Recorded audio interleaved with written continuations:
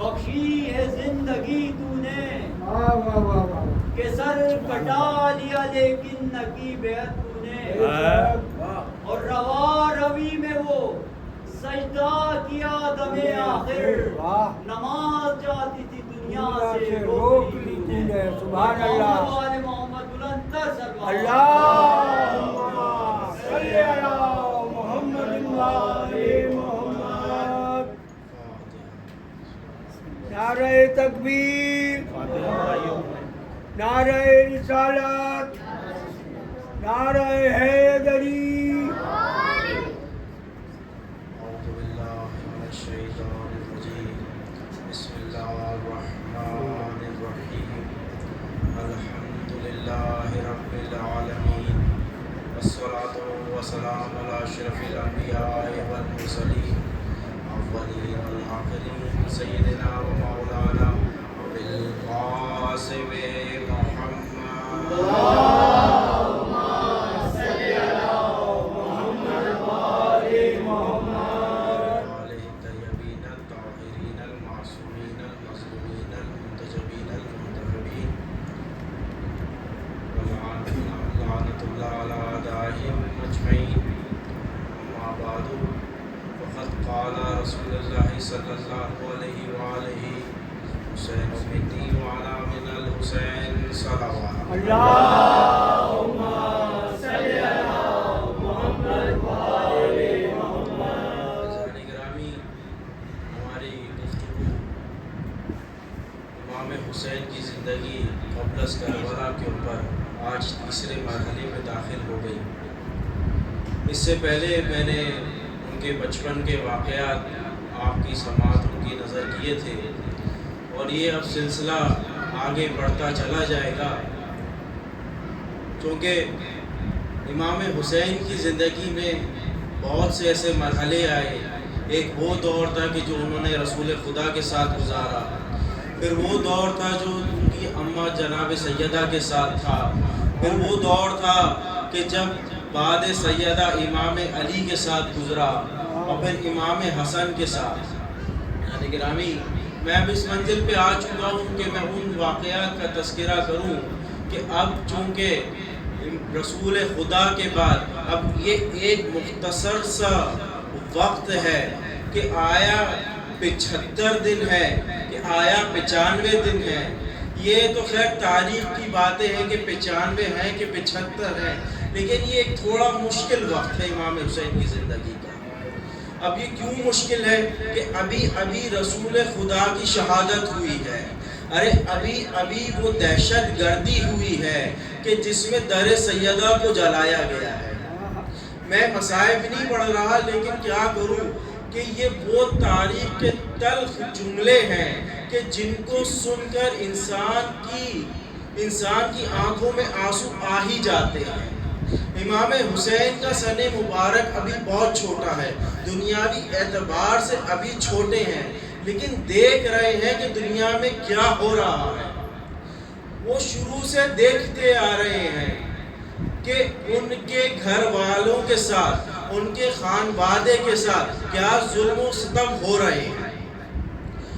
چونکہ انہوں نے دیکھا کہ بعد از رسول جو دہشت گردی ہوئی جس میں در سیدہ جلایا گیا، بھئی یہ کون افراد تھے؟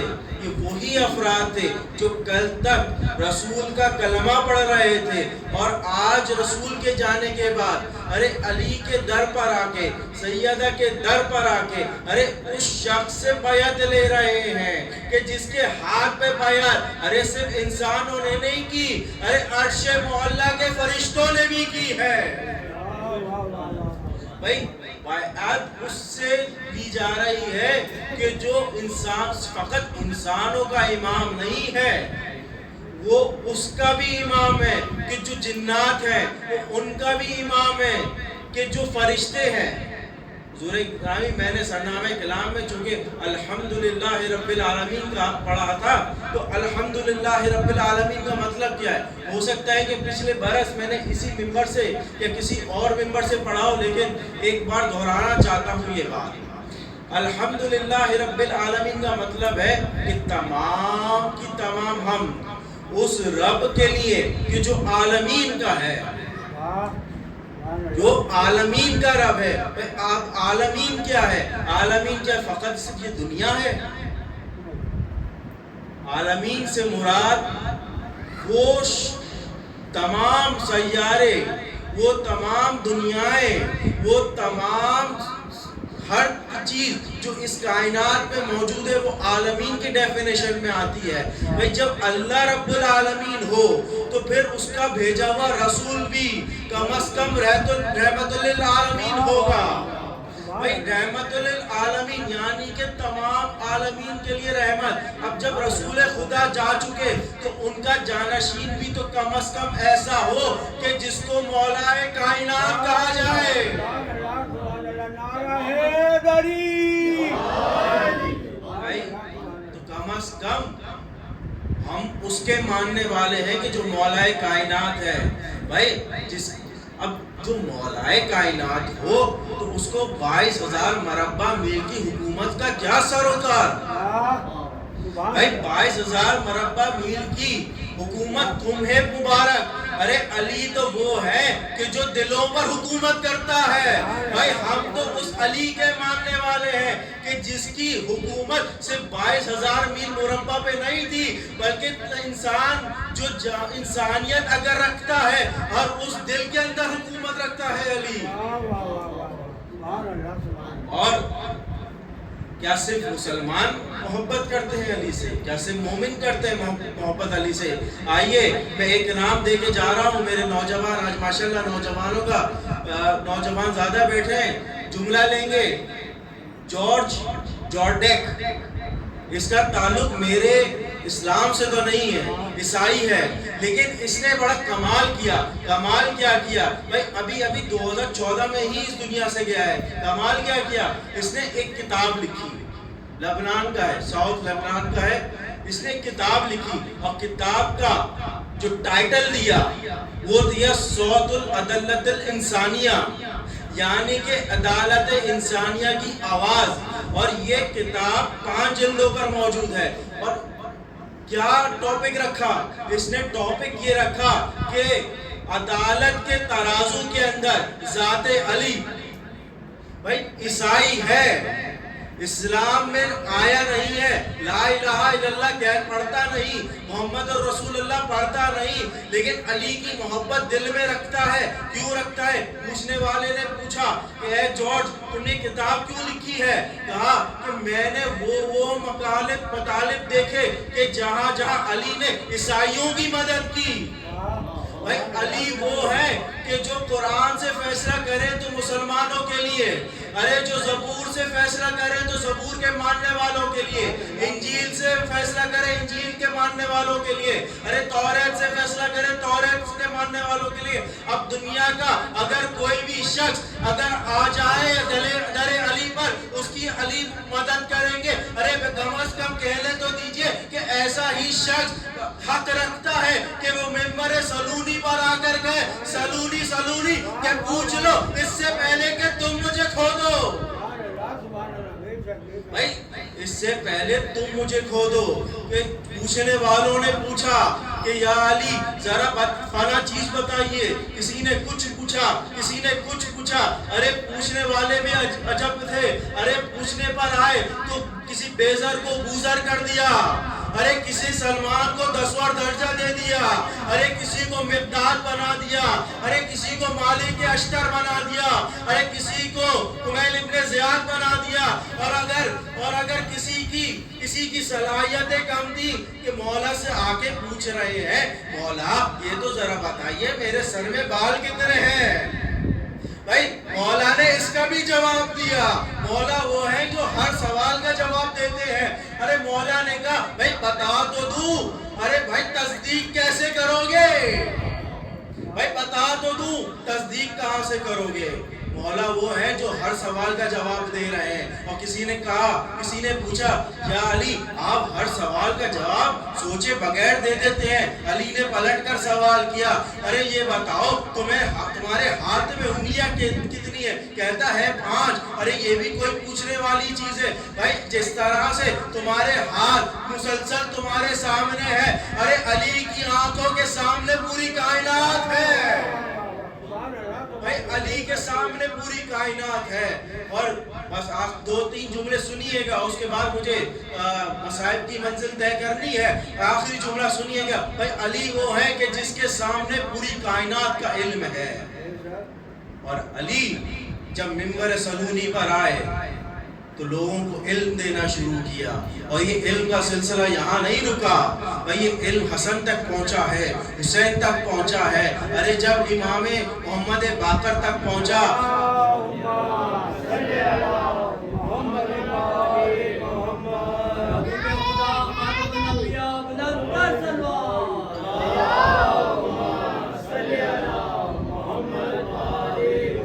اب جب یہ امام محمد باقر تک علم پہنچ رہا ہے تو امام محمد باقر اس کائنات کی پہلی یونیورسٹی بنا رہے ہیں, اور وہی یونیورسٹی کو پائے تکمیل تک امام جعفر صادق پہنچا رہے ہیں. ارے امام جعفر صادق کے سامنے بے وقت 4000 طالب علموں نے ارے زان و ادب طے کیا. ارے اسی طالب علموں سے کوئی جابر ابن حیان بن کے نکلتا ہے, ارے کوئی خوارزمی بن کے نکلتا ہے, حتیٰ کہ عامہ کا ایک امام بھی وہاں سے جب اٹھتا ہے تو یہ کہتا ہوا اٹھتا ہے کہ خدا کی قسم اگر میں نے 2 سال امام جعفر صادق کے سامنے زان و ادب طے نہیں کرتا تو میرے 70 سال کی محنت ضائع ہو جاتی. تو 70 سال کی محنت اگر ضائع ہو جائے ایک طرف, اور 2 طرف وہ محنت کہ جو اس نے امام جعفر صادق کے سامنے حاصل کی, بھائی یہ وہ امام ہے 12 کے 12 کہ جن کے سامنے کائنات کا علم ہے. بھائی اپنے علم سے حسین جانتے تھے, حسین جانتے تھے کہ میرے ساتھ ساتھ کون آئے گا. بس گرامی وہ حسین جانتے تھے. ارے جب مدینے سے نکلے تھے نا تو حسین کے ساتھ چند افراد تھے, بنی ہاشم کے افراد تھے. ارے رستے سے کہیں سے ان کو زرقین کو لینا تھا, ارے کہیں سے خط لکھ کے حبیب ابن مظاہر کو بلانا تھا, ارے کہیں سے مسلم بن اوسجہ کو بلانا تھا. ایسا بھی ایک شخص تھا کہ حسین جانتے تھے ابھی تو یزید کے لشکر میں ہے, ارے تھوڑی دیر بعد یہ علیہ السلام بنے گا. اب دیکھیے گا حبیب کا بھی تذکرہ نکلا ہے تو 2 جملے حبیب پہ سن لیجئے گا. جب پہنچے ہیں نا امام حسین کربلا تو ایک خط لکھا ہے میرے امام حسین نے, اور خط کی پہلی سطر سنیے اور پھر میں آگے بڑھ جاؤں گا. پہلی سطر میں لکھا, اے رجل الفقی حبیب ابن مظاہر. ارے حسین جس کو رجل الفقی کہہ رہے ہو تو اس کا علم کا مرتبہ کہاں ہوگا. ارے جو خود رجل الفقی ہو تو اس کا امام کا علم کتنا ہوگا. ارے خط لکھ کے بھیجا گیا قاصد کو, کہا حبیب کے پاس لے جاؤ. حبیب ابھی کھانا کھا رہے تھے کہ دق الباب ہوا, پوچھا کون ہے, کہا حسین کا قاصد ہوں.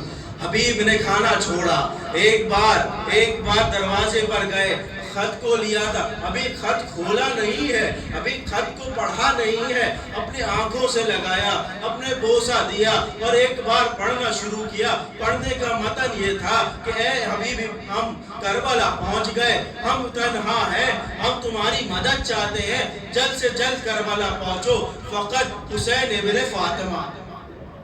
غور کیا حسین نے اپنا تذکرہ کیسے کیا, حسین ابن فاطمہ. ارے حبیب نے کہا جاؤ اور جا کے میرا گھوڑا تیار کرو. غلام نے ایک مقام پہ لے جا کے سواری کو تیار کیا, اور سواری تیار کرنے کے بعد کچھ دیر گزری تھی, ابھی حبیب آئے نہیں ہیں. حبیب جب پہنچے تو دیکھا غلام ان کے رہوار سے کچھ یوں گفتگو کر رہا ہے. گفتگو کرتے کہتا ہے کہ اگر میرا آقا حبیب نہ پہنچا تو میں تیرے پر سوار ہو کر میں حسین کی نصرت کو جاؤں گا. اے مولا, حبیب کہتے ہیں اے مولا آپ پہ کیا غربت آ گئی, آپ پر کیا غربت آ گئی کہ اب غلام ذات آپ پر قربان ہونے کو تیار ہے. ارے حبیب پہنچے ہیں کسی طرح سے کرب و بلا. ارے ایک حبیب ہے اور ایک حر ہے. ارے مجھے آج تذکرہ کرنا ہے حر کا. ارے ارے حر کون ہے؟ حر وہ ہے کہ جنہوں نے امام حسین کا رستہ روکا، ارے جنہوں نے لجام فرس پہ ہاتھ رکھا۔ ارے اس سے پہلے کہ لجام فرس پر ہاتھ رکھے، جب پہلا مکالمہ حر کا ہوا ہے نا، تو حر پیاسے ہیں، حر کا لشکر پیاسا ہے۔ ارے حر ہزاروں کا لشکر لے کر آیا ہے۔ حسین نے یہ نہیں دیکھا کہ لشکر کس کا ہے، یہ خون کے پیاسے ہیں کہ نہیں، وہ بس یہ جانتے تھے کہ یہ پانی کے پیاسے ہیں۔ کہا کہ عباس ان کو پانی پلاؤ، ان کے رہواروں کو پانی پلاؤ۔ پانی کو کھول دیا گیا، ارے سب کو پانی سے سیر کیا گیا، ارے اتنا سیر کیا گیا کہ جانور بھی سیر ہو چکے، ارے لوگ بھی سیر ہو چکے۔ ارے جب یہ ہو چکا تمام، حسین چاہتے تھے کہ وہ آگے بڑھیں، لیکن حر نے امام حسین کی لجام فرس پر ہاتھ ڈالا اور کہا کہ مجھے کسی نے بھیجا ہے اور مجھے آپ کو گرفتار کرنے کے لیے بھیجا ہے۔ ارے حسین نے ایک بار ایک ایسا جملہ کہا کہ حر پریشان ہو گیا، کہا کہ اے حر، کیا تو چاہتا ہے کہ تیری ماں تیرے غم میں بیٹھے؟ ایک بار حر نے یہ جملہ سننا تھا، ارے حر نے یہ جملہ سنا اور ایک بار سوچا، لیکن پھر سوچ کر کہتا ہے اے امام، میں آپ کی ماں کو بہت اچھے سے جانتا ہوں، ان کی تعظیم کرتا ہوں، لیکن اگر کوئی عراق کا کوئی اور باشندہ ہوتا، میں یہ جملہ اسی کی طرف پلٹا دیتا، میں یہ جملہ اسی کی طرف پلٹا دیتا۔ حسین، میں آپ کی ماں کی بڑی عزت کرتا ہوں۔ ارے دل کے اندر جب عزت فاطمہ ہو، ارے جب عصمت فاطمہ کا نور کسی کے دل میں ہو، ارے وہ شخص کس طرح سے لعنت کا حقدار ہو سکتا ہے؟ ارے یہ وہ ایسا ٹرننگ پوائنٹ تھا کہ حر کو سوچنے پہ مجبور کیا۔ ارے کچھ دن گزرے، فوج نے پانی کو بند کیا، 7 گزری، 8 گزری، حتیٰ کہ شب عاشور آئی۔ ارے حر اپنے خیموں میں ہیں، سن رہے ہیں کہ لشکر پہ لشکر آ رہا ہے، لشکروں پہ لشکر آ رہے ہیں۔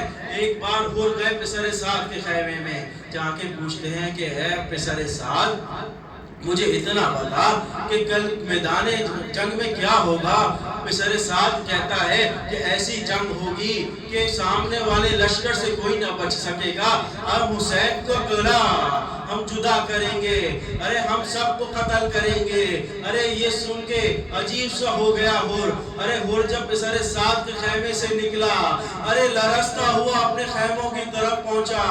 ارے وہ ایک بار چاہتا تھا کہ کچھ کھائے، ابھی لقمہ ہاتھ میں اٹھایا تھا، ارے نہ جانے کہاں سے ایک آواز حر کے کانوں میں آئی، الاتاش الاتاش، ارے ہم پیاسے ہیں، ارے ہم پیاسے ہیں۔ ارے حر نے دیکھا، حر کو سے رہا نہ گیا، ارے حر نے اپنے بیٹے کو بلایا، کہا کہ اے بیٹا مجھے حسین کے پاس لے چلو۔ ارے میں نے امام حسین کی گستاخی کی ہے۔ حر نے کہا کہ اے بیٹا میرے ہاتھوں کو باندھ دیجئے، ارے میری آنکھوں پہ پٹی باندھ دیجئے۔ ارے یہ کیسا ماجرا ہے کہ حر ہاتھوں پہ رسن بندھوا رہے ہیں، آنکھوں پہ پٹیاں بندھوا رہے ہیں، اور ایک بار کہا مجھے حسین کے خیموں کی طرف لے چلو۔ تاریخ نے لکھا کہ حر کے ساتھ حر کا بیٹا ساتھ ہوا، حر کا بھائی ساتھ ہوا، حر کا غلام ساتھ ہوا، اور یہ 4 افراد ایک بار حسین کے خیموں کی طرف جانب رواں ہوئے۔ ادھر سے حسین جان چکے تھے کہ کوئی آ رہا ہے، ادھر سے کہا کہ عباس جاؤ حر کا استقبال کرو، اے علی اکبر جاؤ حر کے بیٹے کا استقبال کرو۔ ارے یہاں سے عباس و علی اکبر بڑھے، وہاں سے یہ افراد بڑھتے چلے آ رہے ہیں۔ ارے حر کے بیٹے نے جب عباس و علی اکبر کو آتے ہوئے دیکھا تو کہا کہ بابا ارے میں دیکھتا ہوں کہ عباس آ رہے ہیں، علی اکبر آ رہے ہیں۔ حر نے کہا کہ بیٹا ان سے کہو کہ ہم جنگ کرنے نہیں آتے، ارے ہم تو اس مقصد سے آ رہے ہیں کہ ہمیں بخشش مل جائے۔ ہاں یہ قریب کربلا ہے، ارے یہ کہاں کا بخشش کرواتا ہے؟ ارے حر کے بیٹے نے کہا ہے عباس ہم کوئی کسی قسم کی جنگ نہیں چاہتے، ارے ہم تو آقا حسین کے پاس جا کے فقط معافی مانگنا چاہتے ہیں۔ کہا کہ چلو ہم بھی تم سے جنگ نہیں چاہتے۔ ایک بار عباس و علی اکبر حر اور حر کے بیٹے کو لے کر پہنچے، ارے دیکھتے ہیں ارے حر امام امام حسین کے سامنے ریت پہ بیٹھ گئے. ارے حسین نے حر کو دونوں بازوؤں سے پکڑ کر اٹھایا. ارے ایک بار رسیوں کو اپنے ہاتھ سے کھولا. ارے حر کے آنکھوں سے پٹی کو اتارا. ارے حر چاہتے تھے کہ معافی مانگے. ارے ایک بار کہا آقا مجھ سے بڑی گستاخی ہوئی. ارے میری وجہ سے ارے آپ لوگوں پر پانی بند ہوا. اور کہتا ہے مولا کیا اس سزا کی کوئی بخشش ہے؟ اے مولا اس کی کوئی معافی ہے؟ میں معافی چاہتا ہوں. کہا کہ اے حسین کہتے ہیں اے حر میں نے تجھے معاف کیا. اے حر میری ماں سیدہ نے تجھے معاف کیا. اے حر میرے بابا علی نے تجھے معاف کیا. اے حر میرے نانا جد رسول اللہ نے تجھے معاف کیا. اے حر میرے پروردگار نے تجھے معاف کیا. ارے حر تو اسی کو کہتے ہیں کہ جو گناہوں سے آزاد ہو جائے. ارے حر نے کہا کہ مولا اگر اتنا ہو چکا تو مجھے اجازت دیجئے. ارے کل رن میں سب سے پہلے میں جا کے آپ پر فدا ہوں گا. ارے روزے عاشوراء آ چکی. ارے حر نے اجازت مانگی لیکن اس سے پہلے حر کے جانے سے پہلے اب سنیے گا جملے. حر نے جانے سے پہلے اپنے بیٹے کو پاس بلایا. کہتا ہے اے بیٹا میں نہیں چاہتا کہ میری شہادت کے بعد تو پلٹ جائے. میں چاہتا ہوں کہ میں تیری جنگ دیکھوں.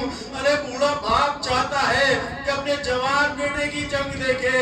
ارے حر کا بیٹا میدان کربلا میں اترا اور اتر کے بڑی خوب جنگ کی اور نہ جانے کتنوں کو فنار کیا. ارے حر کا بیٹا ہے نا. ارے نہ جانے کب تک لڑتا. ارے لڑتے لڑتے ارے کسی دشمن نے ارے پیچھے سے ایسا وار کیا کہ حر کے بیٹے سے سنبھلا نہ گیا. حر کا بیٹا زین سے زمین پر آیا. آتے ہوئے کہتا ہے بابا میری مدد کو آئیے. ارے یہاں سے بوڑھا باپ چلا. ارے ابھی لاشے پہ پہنچا تھا. ارے دیکھا جوان بیٹے کے لاشے پر ارے حسین پہلے سے موجود ہے. ارے کہاں مولا؟ ارے کہاں غلام زادے کا لاشا؟ آپ کہاں آقا؟ ارے حسین نے کہا کہ اے حر جوان بیٹے کا لاشا ہے. ارے جوان بیٹے کا لاشا ہے. ارے بوڑھا باپ جوان بیٹے کا لاشا نہیں اٹھاتا. ارے میں کہوں گا مولا ابھی تو صبح عاشورا ہے. ارے ظہر کے بعد ایک کڑی الجوان